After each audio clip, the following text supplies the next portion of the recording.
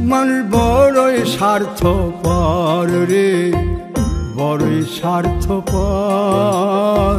বুকের মাঝে জায়গা দিলে যতন কইরা ভাঙ্গে রে অন্তর।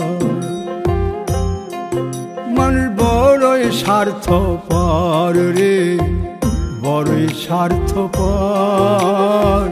বুকের মাঝে জায়গা দিলে যতন কইরা ভাঙ্গে রে অন্তর।